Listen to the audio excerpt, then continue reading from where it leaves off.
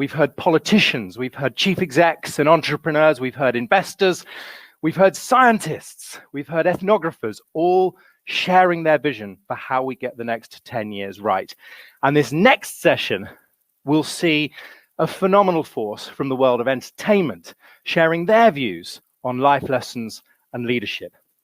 It's a great pleasure to introduce this session, and in the chair, asking the questions, someone you've probably seen on your screens. Jennifer Zabasajja is a reporter and host at Bloomberg, and it's my very great pleasure to put you in her safe and capable hands. Jennifer, we give you a great cheer from here in our live London studio, but over to you, Jennifer Zabasajja. Thank you. Thanks so much, Ollie. I'm so grateful to be here today for this CogX Festival.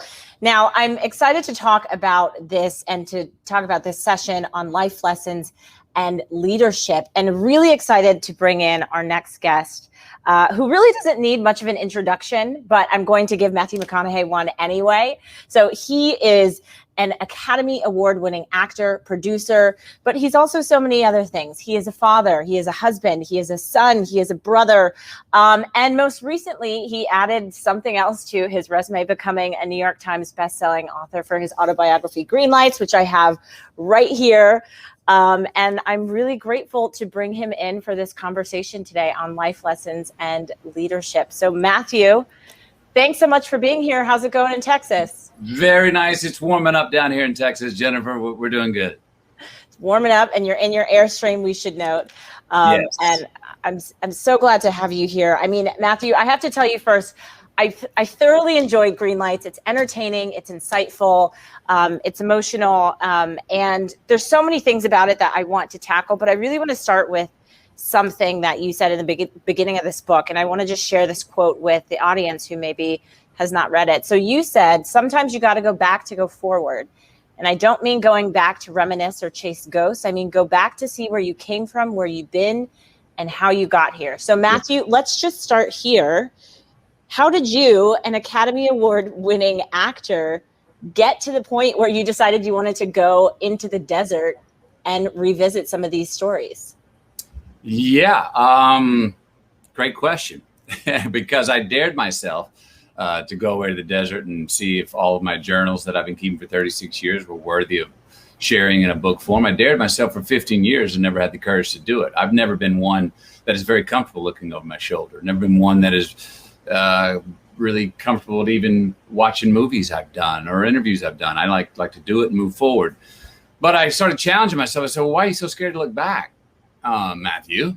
And I said, well, because I fear I'm going to be embarrassed. I fear I'm going to be ashamed. I fear I'm going to look at who I was in the past and not like that person. And I was like, well, finally got the courage to say, well, let's go see who that was.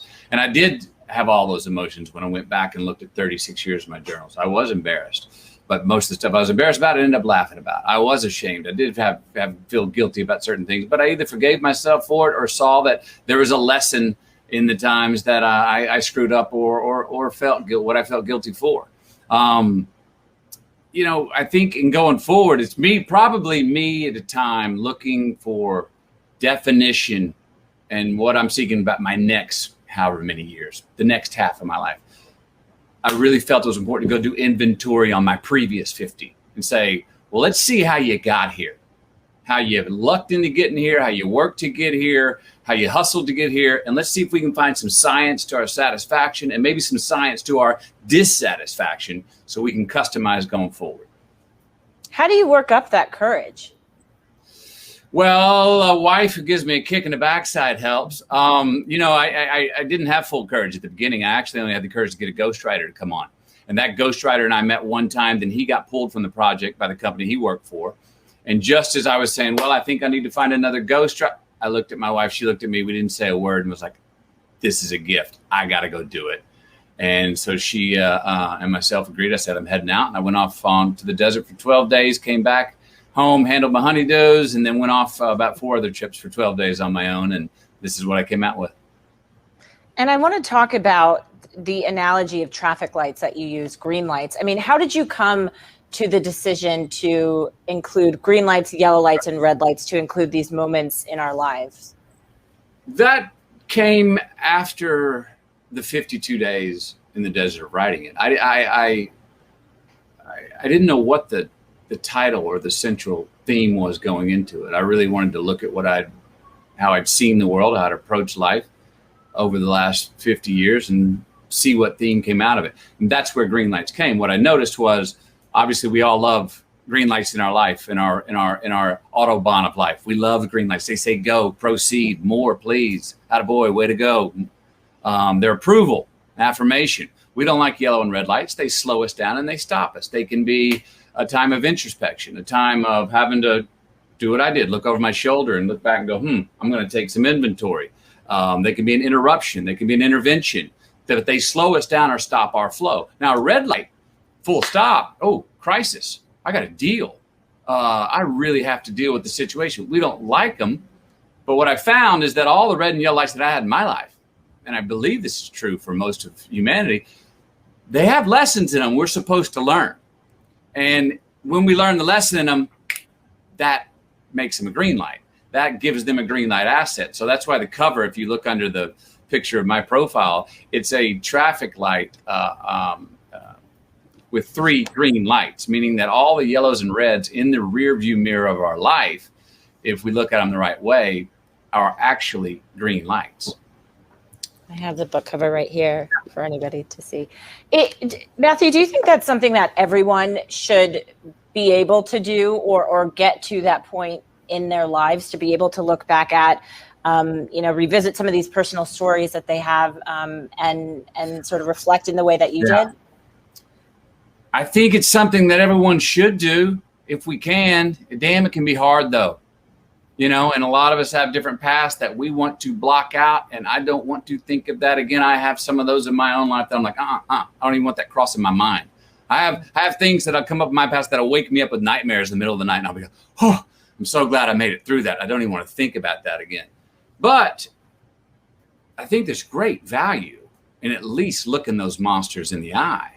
And we all have those monsters in our past. We all have those times in our past where we're embarrassed, or we felt guilty, or we weren't our best self, or we stuck our foot in our mouth, and to actually look at it and decide what are we gonna forgive ourselves for, and what are we gonna say, buck stops here, no more, I'm tired of it. That's a choice. Sometimes we have to let ourselves slide, and sometimes we have to put ourselves on the front line and call ourselves out and say, I'm not gonna keep repeating that habit that is not paying me off. Because we all have habits that we continually do, me included, that do not give me green lights. I just keep trying to repeat. I'm a repeat offender, and I keep trying to make it a green light. I'm going, no, that has no residuals. That habit has no residuals. And so looking back at those things, we can see, I think we look back and we see habits that we have, and we see, again, a science to our satisfaction, a science to our dissatisfaction. And just by looking at it unemotionally and going, well, I see when I lived this way or approached life this way, I had greater happiness. I had better relationships. I was more successful. Well, I see when I kept doing this, I kept thinking I was getting immediate gratification, but boy, I was getting no delayed gratification. I was getting no long-term gratification. I need to stop that habit. And sometimes we're blind to those unless we look back at our life and do inventory and find out what it was that gave us satisfaction, what didn't. Were you reluctant to share anything in particular? I mean, for anybody who hasn't read it, you share a lot about your family, about your father, your mother, their relationship, your brothers. Mm-hmm. Was there anything that you maybe hesitated and said, I don't know if I want to put pen to paper and share this with the world? Look, going into the book, I was very clear that it was not going to be a tell-all. I was very clear that I had no interest in my years of Hollywood, which I could have stories that people may want to voyeur on. No, that was very clear that was not going to be what this book was. I was also, debated early on when I brought up things like where I was blackmailed into having sex for the first time at 15 or got molested at 18. I made the conscious choice. I'm not going to go into details on those stories because my hunch was, in my position, that someone would pull a detail from those 2 stories and make them the headline, so everyone can go, oh gosh, go find out this, dirty little secret or this foible, this bad thing that happened to Matthew. And I didn't want that to be the headline, because the book, and more so, is about how, yes, I, like everyone has been a victim many times, but when and where do we choose or do we not choose to be victimized is a personal choice. And I've had many things in my life, especially when you go through early in the book with my family, that people raise their hand in horror over their mouth and go, "Oh my gosh, you poor baby." I'm like, going, no, no poor baby me at all. Actually, I'm not judging them how I was raised. If anything, I'm applauding it because it made sense to my parents at the time, and there was no malice or intent. So a lot of the book is about approach to looking at certain things where we can feel like a victim or where we are actually a victim, and how do we look at that? Is there something constructive? How do we change it? I'm not talking about denying a crisis at all, and that's what I want to make clear on that. I'm not for Hallmark cards of, hey, look on the bright side. Hey, if you can dream it, you can do it. No. Well, life's hard. We are all victims, but can we find something constructive out of times when are our hard times? Can we turn the page when we're stuck in a rut? And that takes sacrifice, takes hard work, takes good luck, and it takes getting up and trying it out every single day to make a change we need to make a change of. Right. And, one of the many stories in this book that really stuck out to me was what you went through during Dazed and Confused. First of all, I didn't even know that all right were the first words. First three words. Film. I had no idea. First three words ever said on film. And now it's followed you this many years later. Yeah, which I bring up. I don't mind for that reason, because it's a callback to the first three words of the first job I had, which, hell, I didn't know if that was going to be a hobby, that I got to work in a movie for a week in the summer of '92, and it turned out to be a career that I loved. So I don't mind that those words precede me. Right. But at the time, I mean, you were experiencing having to go through your father's passing. Yeah. And what really stuck out to me is what you said that you carved on a tree, which was less impressed, more involved. Yes. Can you just tell us what that means to you? Sure. Yeah. Here's what that means to me.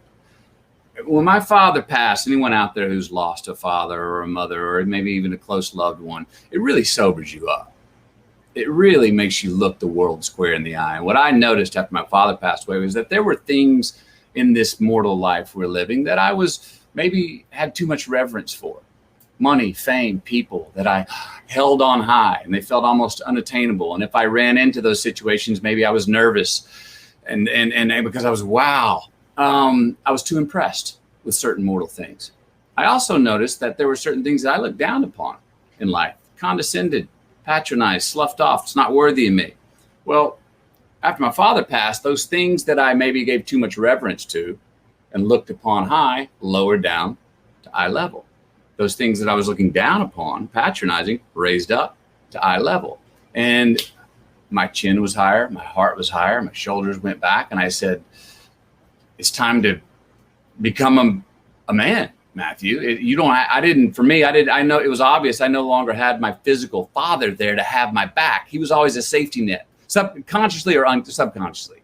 He was a crutch. If I got in real dire straits, well, my dad had my back. He was above government. He was above law. Well, now he's gone, buddy. Woohoo! Better wake up.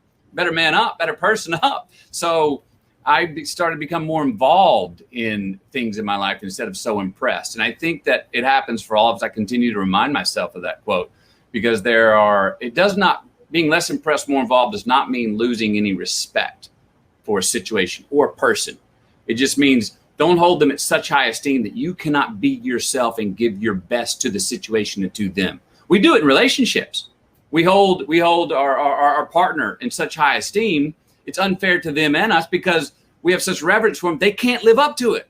It's like Wonder Woman and Superman. A couple cannot live up to that. It's not fair to the person that you look up to, or is it fair to you? Because if you see somebody else, if I see my wife as Wonder Woman, not only is it not fair to her, that means she starts to see me as Superman. I can't live up to that either. So we're too impressed with each other to actually be involved. And that's what that means with relationships or work. Be less impressed, more involved. Have utmost respect, but not so much reverence that you can't give the best of yourself in the present situation. But you were having to do that at the same time as your career was starting to blow up and you had Hollywood around you. I mean, yep. how challenging was that to sort of gut check every time? It was challenging, but it also, was so incredibly grounded. And that's what I mean when I say you sober up after you lose a loved one. I was so incredibly grounded that I would say my father's passing let me be more involved and maybe be a better actor in that first 3 weeks of acting, because my father passed away 5 days into my first job. All of a sudden, the 5 days before my dad passed away, that job was the most reverential thing in my life. Are you kidding me? I got my first acting job? Wow. Well, my dad passed away, and my job becomes, my first foray into acting becomes at least number 2, maybe number 3. So it became as far as my priorities and what I was holding in high regard. Well, I think it helped me do a better job because I was more sober going about it. I was no longer walking around going, wow, I can't believe this. I was going like, no, here I am. What do I need to do? Let's do it. Right. I know in writing this too, I mean, you set out to say that you wanted to figure out how to be a better man, and you sort of touched on that right now or just now. Are you that man now? Is that Matthew now, or is it constantly a progress? Are you constantly chasing who that person is? I'm constantly chasing. Look, my favorite word in the world is unanimous, but I know that I'm never reaching it, and I don't think we ever reach it. My perspective on life is that's the game. It's all we're all chasing yet. It's all till.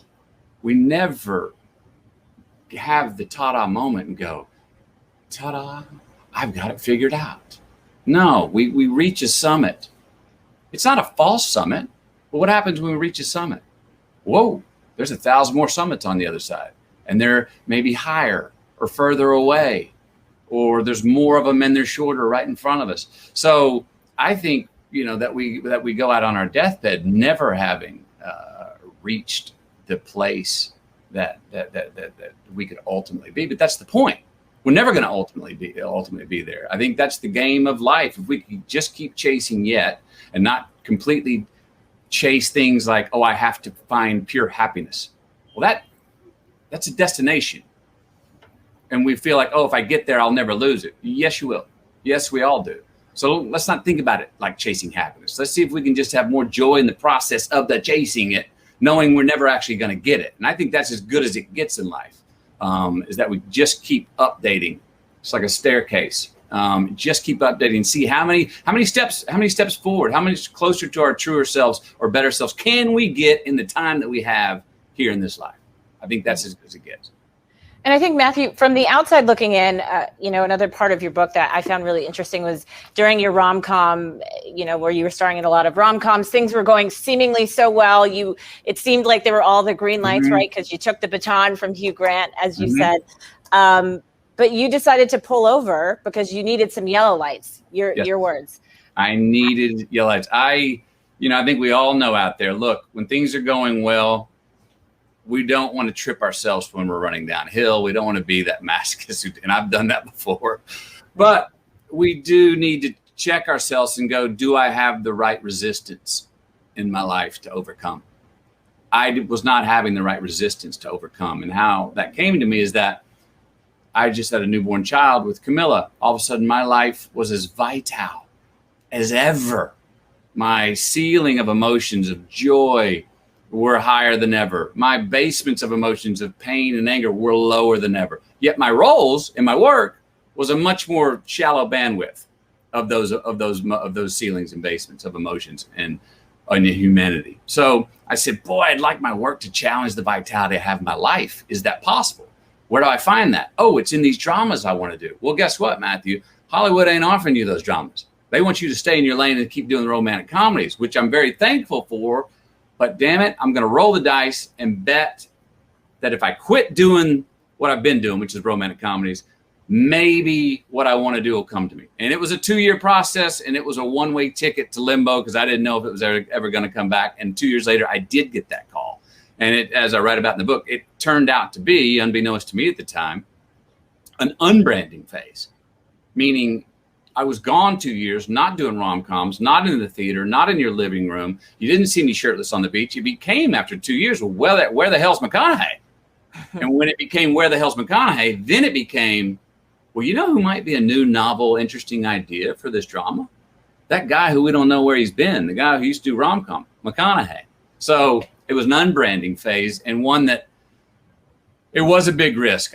Trust me, I had the last 6 months before I got that phone call to come back to work in dramas. I did not know if I was ever going to work in Hollywood again. And you did. And yes, I did, thankfully. Yes, you had a full career doing that, and you still do. Matthew, I also, of course, this session is about life lessons in leadership. You've shared a lot of the lessons that you've learned. I also wanted to ask you about leadership and what we're seeing in the world right now. We're living at a time where a lot of people do not trust leaders. There are polls that are out where people are saying, they're sticking in their corner and they don't want to listen to the government. So as someone who has sort of exuded leadership in your own right, how do we even begin to heal? I mean, where does it start? Boy, great question. Great question. Because it is a problem, and it's out of order right now. I do, as an optimist, believe it's just a growing pain that we're going through, but it is a real problem. You said the word trust. We don't trust our leaders. We don't trust a collective agreement that a leader says, hey, this is a vision for that. And we've got reason not to trust it. People have to redefine their jobs and their purpose. Leaders need to redefine their purpose. Politicians need to redefine their purpose. I think we start with the very basics. Since we're not trusting leaders, we're also gotten to a spot where we don't trust facts. We don't trust something actual. I think we need to start there. Let's find, even if you and I politically oppose each other or denominationally oppose each other, let's find a common denominator of a fact that we can go, well, this is actual. This is true. This is not fiction. And let's look at that and discuss it from both sides. But first, agree on a fact. Right now, we do not even agree on a fact.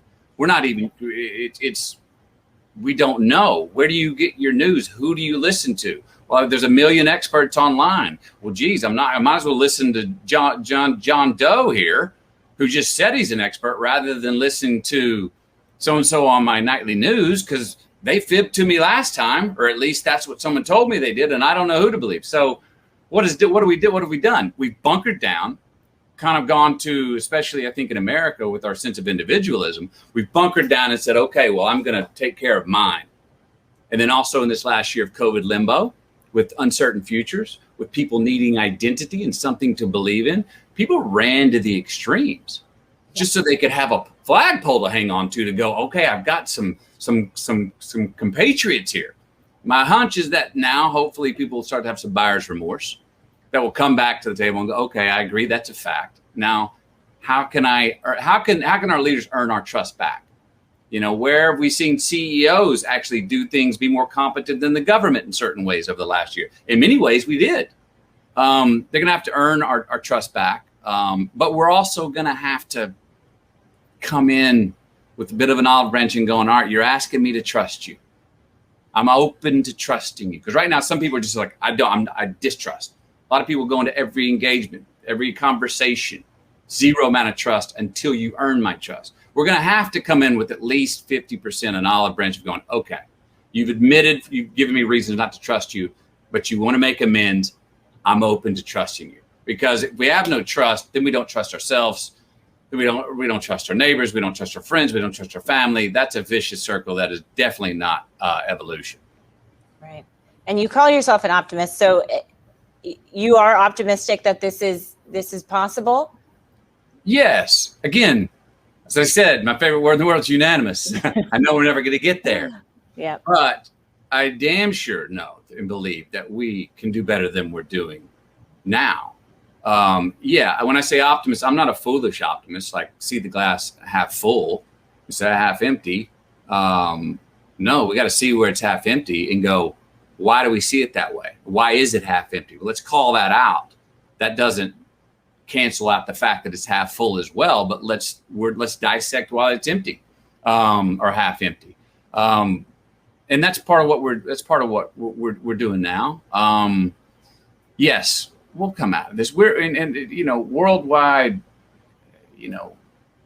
people, I think, have to understand that we're all going to have to make some sacrifices, and we don't like doing that, especially now for those reasons we were talking about. We want ours. We want it right now. And you want me to do this for you? Well, no, wait a minute. I got to take care of mine. That's fine, but you can become such a protectionist of your own individuality that you forget that we are all connected as people, as brothers, sisters, as a United States or whatever. And there is a collective responsibility that you have to extend some trust in the other to have a social contract with each other. There's a basic social contract that we have broken that we don't have with each other that we've got to rebind right now.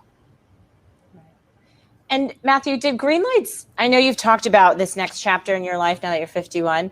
Did it get you any closer to figuring out what leadership role that you want? Because I know you've talked about that a little bit as well. Yeah.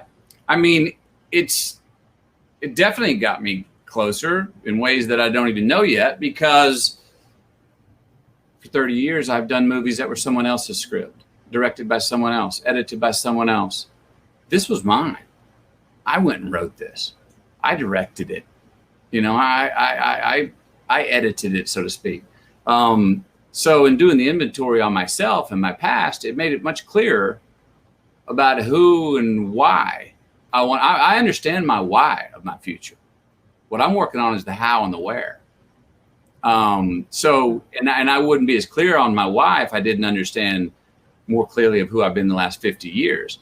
And if the title of this, this whole forum is about what's the next 10 years, first thing I'd say is, if you can, look back, as you opened up the conversation with, look back before you go forward. Go back and find your consistencies that gave you satisfaction. Find your consistencies that did not give you satisfaction. There's a science to satisfaction. It's not 100%, but damn, the percentages can get a lot higher when we do a little inventory and open up our past. That'll define at least what's non-negotiable going into the future. Like for me now, I know my family is a non-negotiable aspect of what's going with me into my future. So in going forward, I think everyone can do this, is if you're looking for something new or where you're going, look around your life and say, what's non-negotiable? What's non-negotiable? It is going with me. What part of my own character is non-negotiable that I'm going to maintain? It'll just start to give answers and at least a vision and a lane to where we're going. Doesn't tell you the answer, but it does tell you what you're definitely going to go with and what you won't leave behind. Right. And, Matthew, just to close out, I mean, there's so many great things in this book. I encourage everyone to read it. But, I did also want to ask you about something you said in your Oscar speech years ago. You said that your hero is 10 years out. It's always 10 years away. So who's Matthew McConaughey in 10 years? Are you leading Texas? Are you what can you tell us? That's a great question. I do know that my family will be with me well until the kids are out of the house at 18.